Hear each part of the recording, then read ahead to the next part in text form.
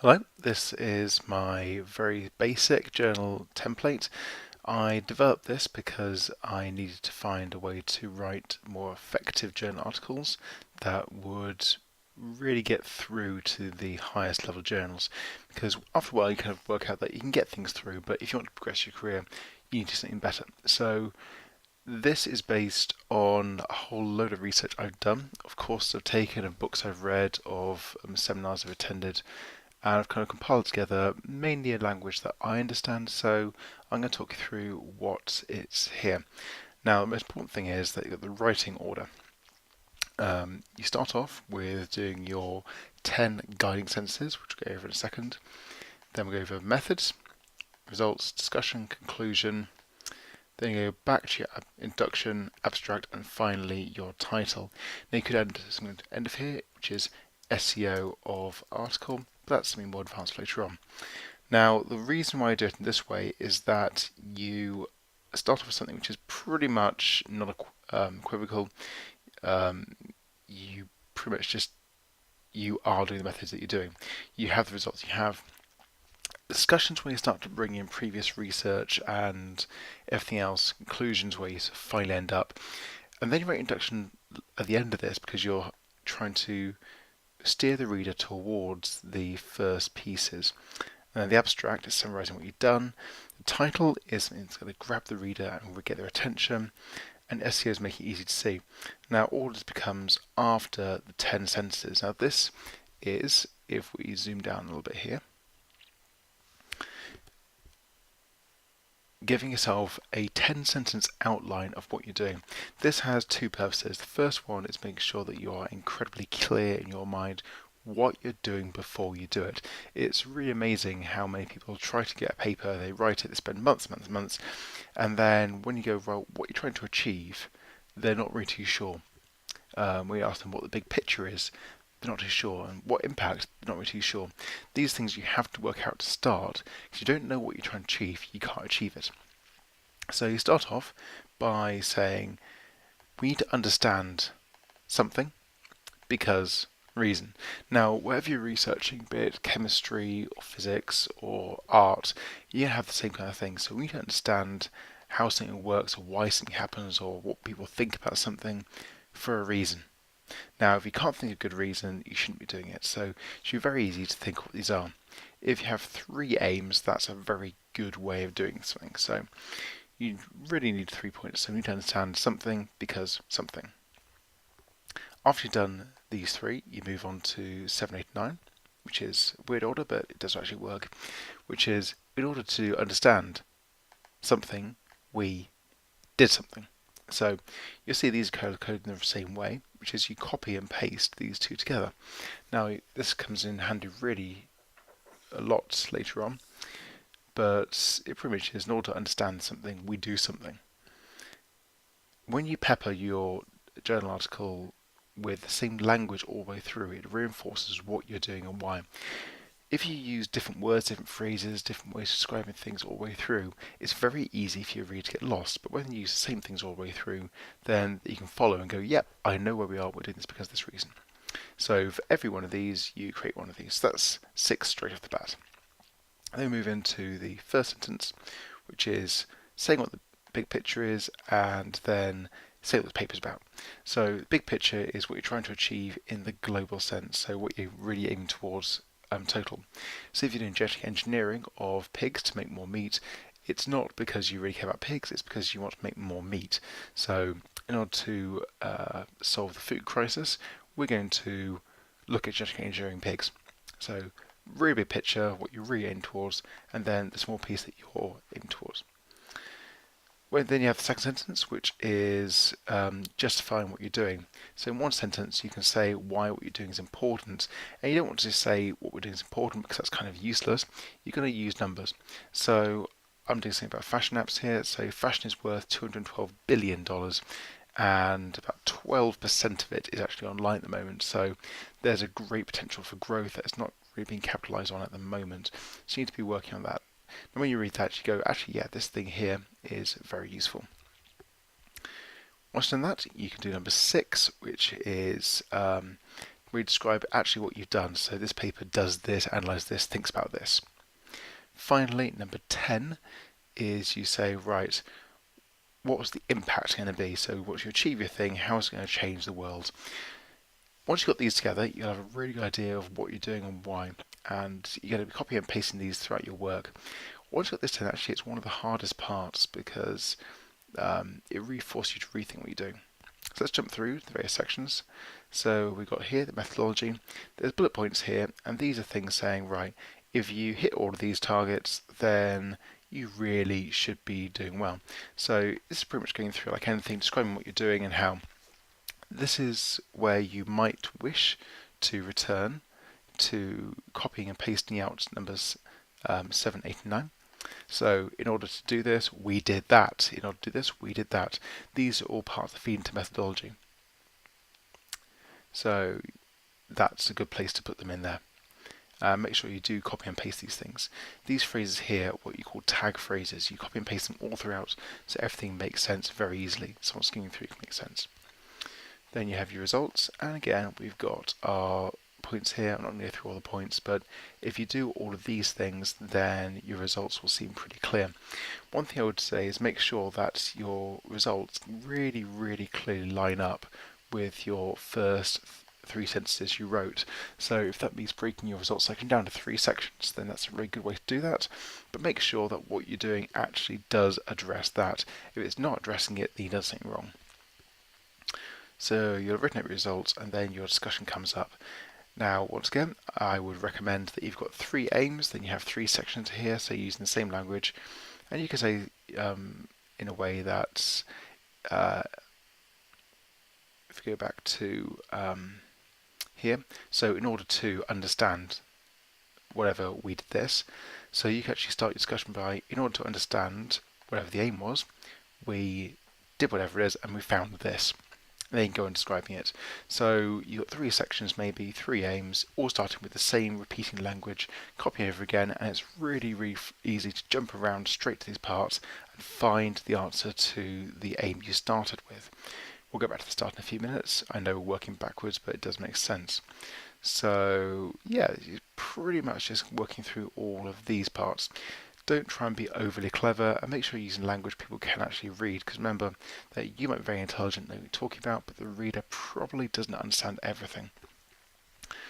So we have that, we have discussion and conclusion. Now this is pretty much saying, right, we're going to draw everything together.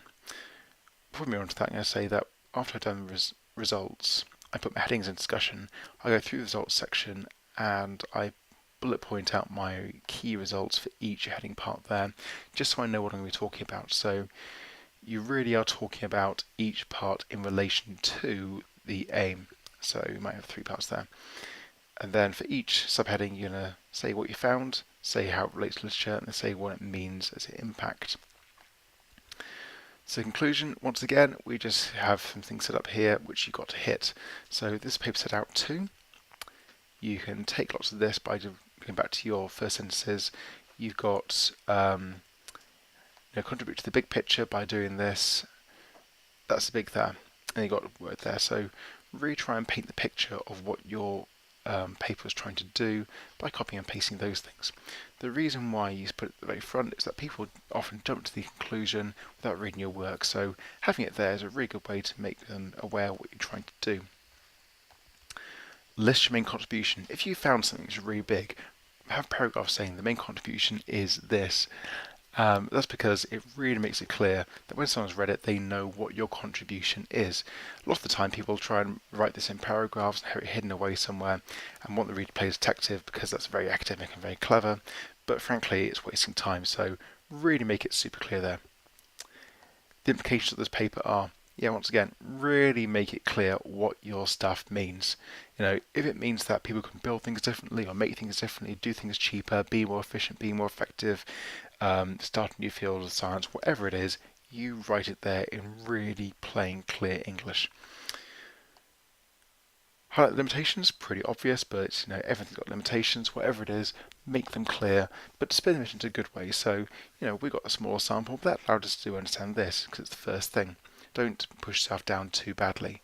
And then highlight what the future research should do. Now this is indicating what needs to be done next. If you got written this really well, someone reads your work and goes, hey, I'll go and do that, and I'm going to go and cite you, because more impact and everything works better. So in conclusion, and we're doing pretty well here. So we then go back and we do the introduction. Now, at this point, I'm going to say there is another part which you might want to write, which is the background literature, which isn't actually bullet points here because I don't usually write it. But basically, if you're going to have background theory section, you looked at your methodology, your results, your analysis, your discussion, your conclusion, and all the literature and all the theories and all the areas that you talk about, you need to discuss in clarity in background literature. You don't need to go into much more detail than you've already discussed because you know what you're aiming for. You might want to give a bit more detail, but don't go overboard. So it really is giving your reader the background theory to understand what you're about to write, rather than give them a whole chapter of something which isn't really relevant. But hey, so introduction, which is almost the end. You got to, once again, give lots of these points here. Make sure that you do hit every single one of these points in order. But more to that, we've got our sentences. You can copy and paste this sentence 1, sentence 2 as the first two sentences of what you're trying to do. So I would recommend doing that because it really does give a nice clear area. So in order to do this, you must do that. This paper focuses on whatever. So yeah, in order to do this, you must do that, and it's important because of this reason. Then you can say this paper examines, and you've got sentence 6 there, which you've got nicely there. So it's a bit of copying and pasting from earlier on. It makes your life nice and easy. And that's the first three sentences of introduction done, and you make it very easily to do. You then write a few paragraphs about what the latest knowledge is in the area, about the problem area, and you really are trying to demonstrate that what you're doing is completely novel, needed, and unique, that there is actually a problem space to do, and rather than just make it up because you wanted to. After that, you move on to your aims and objectives. Now, this is where you would say something like the aim of this paper, the objective of this paper is to, and then you pretty much hark back to your second half of the first sentence. So understand the virtual platforms, or understand this, whatever it is. And it'll be enacted by the three objectives. And then you copy and paste these sentences here. And you can use bullet points, and that works great. After you've done that, you can put a quick sentence in saying, in order to do this, this paper does this. Sentence 6, so copy and paste it there. Then you can say after that by addressing these objectives, this paper contributes the following areas to the discipline of, then say discipline. At this point, you put at least 3, maybe 4 max bullet points where you say what your contributions to the field are, and you make these really clear. You don't just say that you discussed something, you say that you have shown that such and such is far greater, has greater influence on this, allowing for whatever it is to happen. See page 5 or see section 6, whatever it is. Now this is done so that when someone reads it, they go, wow, if you could actually do that, that'd be really impressive. I want to read more. And they can look forward and see where it is, see you've actually done it, and give you a big check. Now, this has been rushing through this whole thing incredibly quickly because I want to make a very quick overview rather than a 10-hour monologue. But if you use this procedure I've talked about and you apply it in the way I've done, hit all these points, then you're pretty much guaranteed to have something that really is going to work very well. Which is, you're not going to have the reviewer saying, what contribution, what is this, why is that unfocused, why are you doing this? You're going to answer questions all very nicely. Of course, it's only ever good as the work you've done. Last point, the abstract, you have these parts. Apart from this little mistake here, which is what is the impact. Your journal might give you a guideline of how they want the abstract structured, but they don't give you any structure. Then you just do this. Once again, hit all these points in order, and you'll have a nicely formed abstract which tells everyone lots about things. You really want to make this as super easy to read as possible and make it really attractive to the lay reader, because that's what draws people in. The final part is the title. Now, lots of people try and be really academic and they're trying to write things like the thermodynamic properties of exothermic reactions in a vacuum capillary tube, but that's not really interesting to more than 3 people on Earth. So what you want to do is look at your you've got your contributions here, which is very nice, but in your conclusion, you've got something which is your main contribution. So think about what that is and try and sum that up in 3 or 4 words. So if you were doing something about how sperm whales breed, then you might want to use titles such as "How big is the giant sperm?" Or if you're looking at something about why people go shopping, you could say people go shopping because of adventure, or whatever it is, something which gives you the answer to the paper at the start of the title. The shorter title, the better, no more than 7 words maximum.